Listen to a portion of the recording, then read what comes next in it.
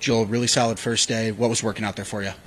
Fairways and greens. You have to put in the fairway to make birdies out here, and I hit a ton of them. From there, I made some putts. You have to make putts as well.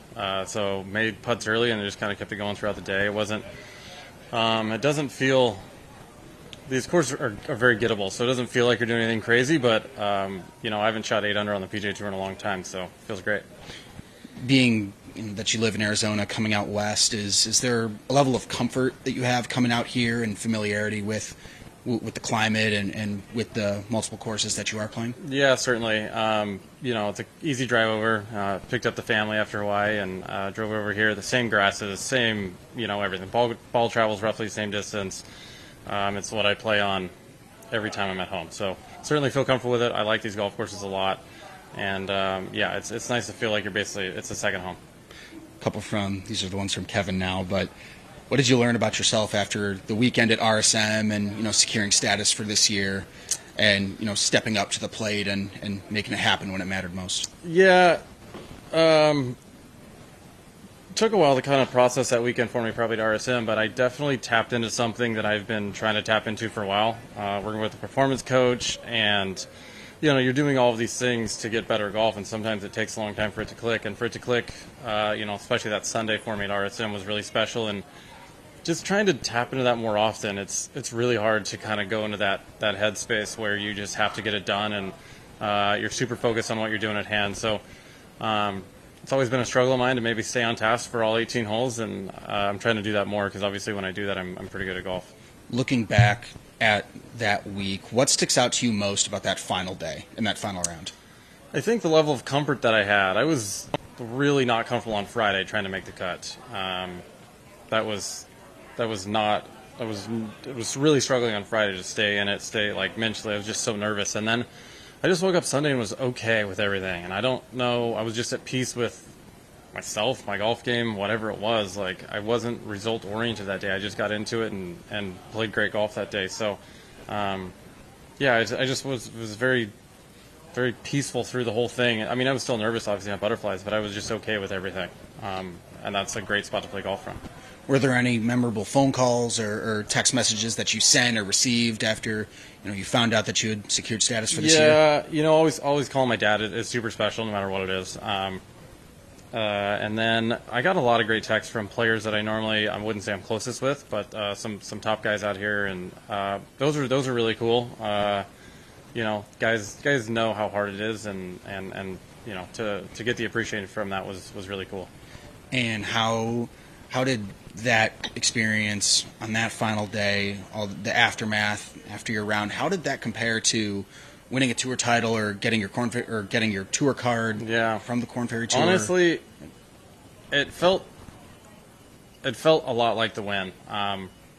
In some parts it's almost better because you get 25 more, 30 more starts out of whatever it is in that situation. So certainly felt like a win. I certainly celebrated like it was a win for a while. There was a few weeks of enjoyment. Holidays were that much better. Didn't have to worry about my status for the upcoming year. And it was a really, really fun ride. And then kind of New Year's hits, and you're like, okay, I got to get back to business because I don't want to be in that position again. As well as I handled that, I do not want any part of that again. I'd rather have that putt on 18 to win the golf tournament. So that's what I'm looking for. And last one from me. In what other ways did you carry that positive momentum into? How have you carried that into the start of this year and today? Yeah, certainly. I have a lot of more self-confidence, I would say, just like in who I am as a golfer, and I can get it done when I need to. So I have to do all the little things correct to make sure I can implement that on a late Sunday. I can't be more nervous, and I can't be in a bigger situation for me than, that's the same thing as trying to win a golf tournament. So I just need to do all the little things well, week to week, day to day, to get myself to have a chance on Sunday. Awesome. Thanks, Joel. You got it. Thanks, Joel. Great round today. Appreciate your time, man. I think you've been out here 4 previous times at the Amex or under different incarnations. You say you like the courses. Historically, not always the kindest tournament for you, but today was awesome. What was different today? Yeah, a lot of times I've started the year here in Palm Springs instead of going to Sony. So I'm always knocking off a little bit of rust here. I'm not a huge range rat at home. I'm enjoying my time at home. So a lot of times I knock a little rust off. But I think going to Sony this previous week helped me a lot, just get some tournament rounds in. But did some really good work yesterday. Felt like the game was in a pretty good spot, and nice to make a few putts early today. Yeah, a nice gallery for you, and I think Certainly. you've probably become used to that. I think your fan base would be, you'll suffer me a chestnut by talking about Netflix and Sure. full swing, but I think a lot of the relatability with fans and some of your self-deprecation, I mean, ultimately, looking back on that, has that been a blessing or a curse for you, Joel? I mean, 99% a blessing, I would say. Yeah, Netflix was a great opportunity for me, and it did amazing things for me, including growing my fan base, which it's great. I mean, if you'd rather have people cheer for you or not, you want to have people cheer for you in simplest form. So it's better when you give them something to cheer about as well. Instead of cheering for pars, they get to cheer for birdies. So I think with that, there's times where you just kind of want to crawl back in your hole and kind of go back to being a nobody. But at the same time, a lot of great opportunities, and I've met a lot of great people, and there's a large world of support out there for me and Gino, and it's been great. Lastly, for me, you referenced a performance coach. I got to say, man, looking lean and mean. I don't know if you're doing something different or.